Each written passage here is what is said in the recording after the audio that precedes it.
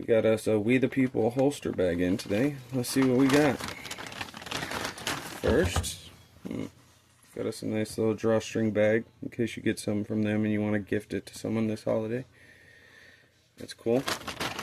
Next, nice little decal. You can throw on your vehicle. I'm going to throw this one on my truck. Finally, oh yeah, I went with the Betsy Ross design. First glance, it's pretty clean. A lot better than the $30 Universal one I bought from my local gun shop. And I got this one for a Glock 43X with Streamlight TLR 7X sub, MOS,